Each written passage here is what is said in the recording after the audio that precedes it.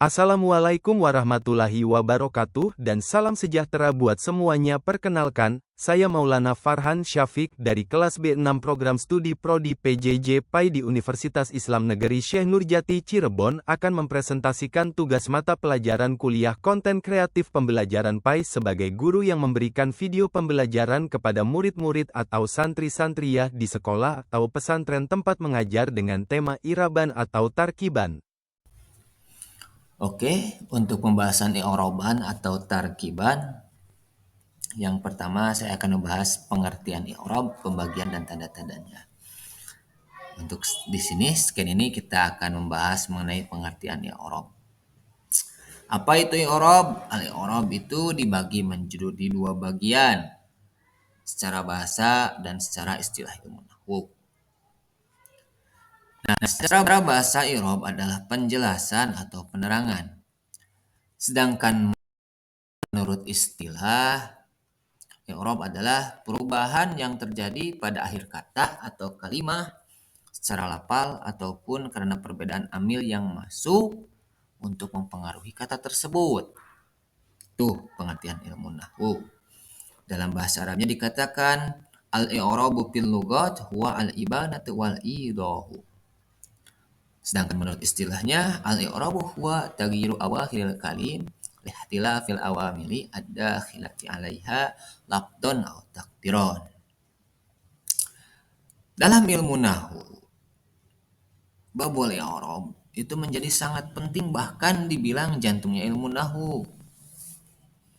Jadi, jika sudah menguasai bab i'rab berarti sudah menguasai dasar ilmu nahwu dengan baik dan sudah dapat mencoba untuk membaca kitab gundul tanpa harokat maupun tulisan koran berbahasa Arab, seperti mudah-mudahan ya kita semua bisa berangkat haji ke Mekah nanti. Di sana kan banyak tulisan-tulisan seperti pelang-pelang ataupun template berbahasa Arab tanpa harokat. Kita bisa membacanya dengan baik dan benar apabila kita bisa menguasai bab ilmu nahwu, khususnya terlebih lagi dalam i'rab. Seperti itu. Kenapa? Untuk mendalami, khususnya kita sebagai umat Islam yang mempunyai paduan pokok yaitu Al-Quran, itu kan berbahasa Arab.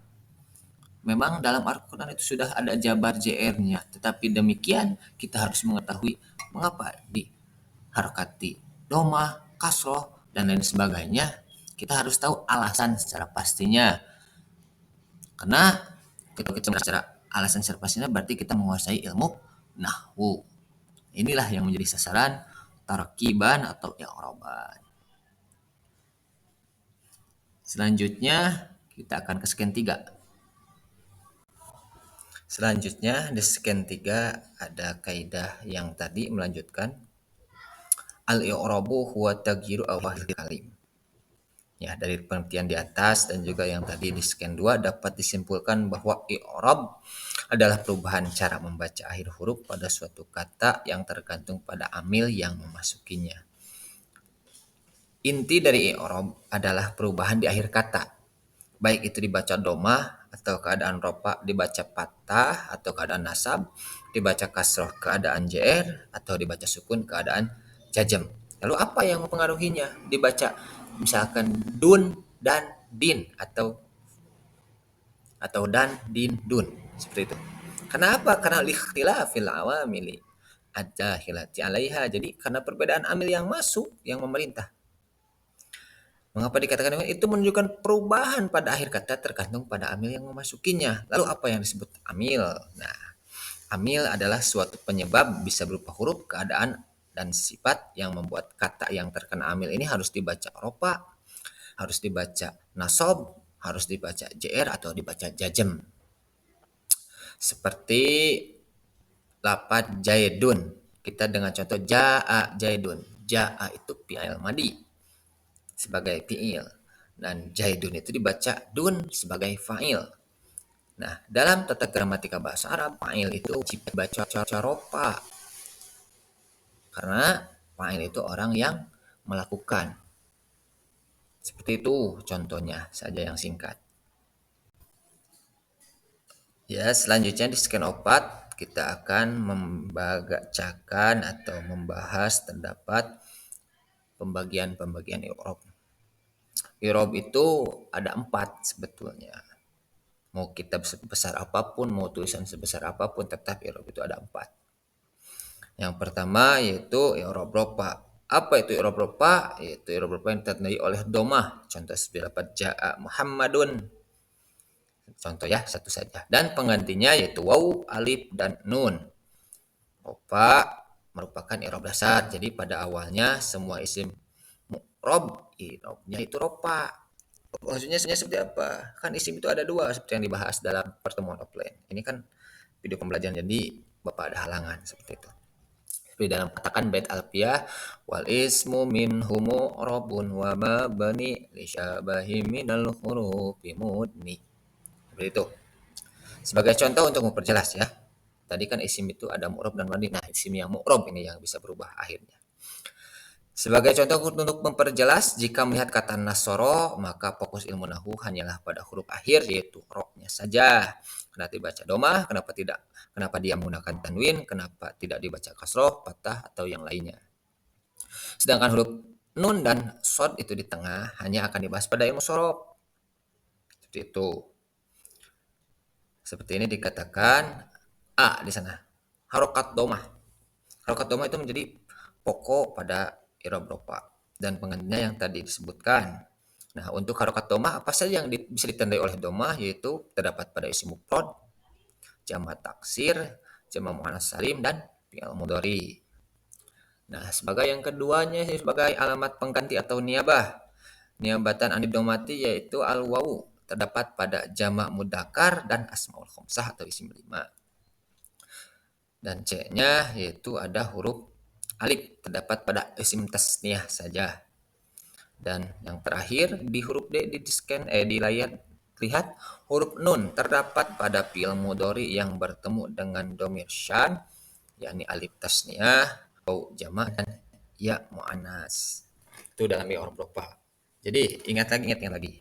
Dalam i'rab rofa itu yang pokok itu ada satu, yaitu domah. Penggantinya ada 3. Ada wawu, ada alif, ada nun. Nah, kalian harus hafal dengan baik.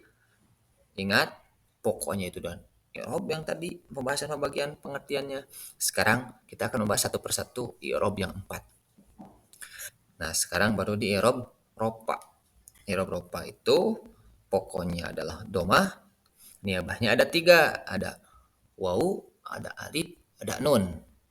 Dan juga tadi kenapa isim itu ada 2? Memang ada 2. Satu isim mabni, yang kedua isim mu'rab. Apa itu mu'rab mabni? Mu'rab itu yang berubah. Akhirnya bisa berubah. Ja'a Muhammadun, ja'a Muhammadun, ra'aitu Muhammadan, wa marartu bi Muhammadin. Itu. Yang kedua yaitu mabni, ja'a Musa, ra'aitu Musa, wa marartu bi Musa. Tidak berubah akhirnya. Selanjutnya ada yang kedua i'rab nasab, yaitu ditandai oleh fathah. Contoh seperti lafaz akal tu'at tupaha dan penggantinya yaitu alif, kasroh, ya, dan membuang nun. Walinasbi homsu alamatin. Itu dalam kitab jurumiyahnya dikatakan. Nah, tanda-tanda i'rab nasab yaitu ada harokat patah terdapat pada isim mufrad, jamak taksir, dan fi'il mudhari. Nah, ini menjadi harokat atau pokoknya dalam i'rab nasab. Nah, sisanya ada niabah. Niabahnya seperti alif dalam scan di layar B itu B. Alif terdapat pada asmaul khamsah untuk isim 5. Nah, kok tadi kan ada isim 5? Iya, tadi isim 5 itu dalam i'rab rofa ditandai dengan alif, sedangkan dalam i'rab nasab ditandai dengan alif. Dan C itu ada harokat kasroh terdapat pada jamak muannats salim, dan D huruf ya terdapat pada jamak mudzakkar dan isim tasniyah. Dan yang terakhir yaitu ada hadfun nun atau membuang huruf nun terdapat pada af'alul khamsah.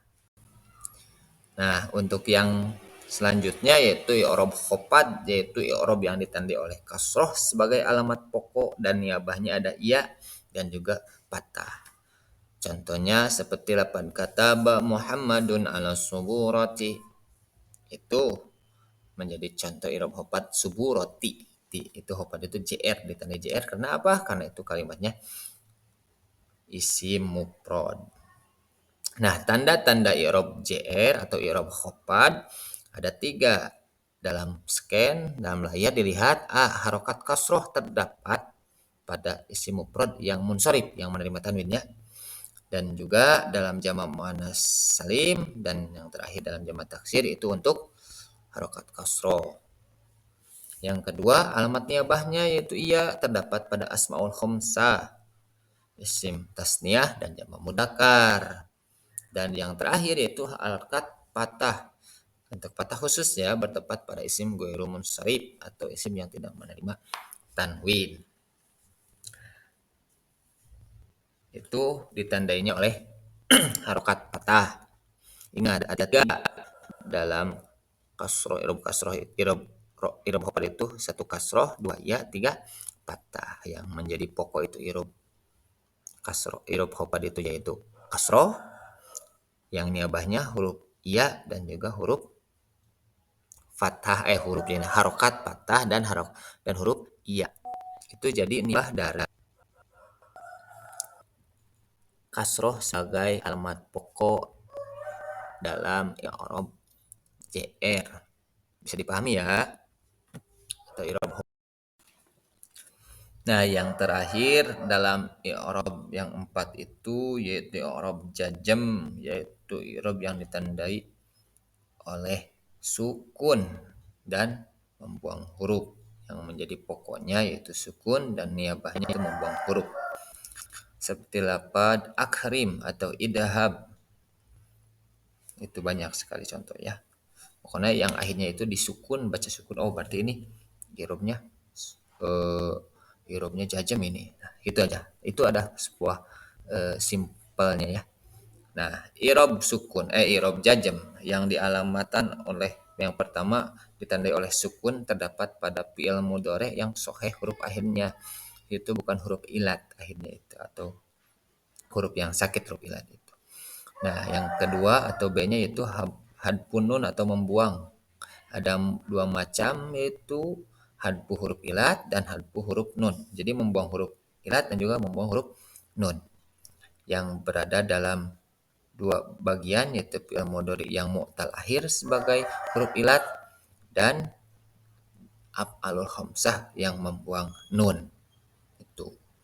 Jadi ada 4 ya, yaitu i'rab rafa, nasab, khafad dan jazm.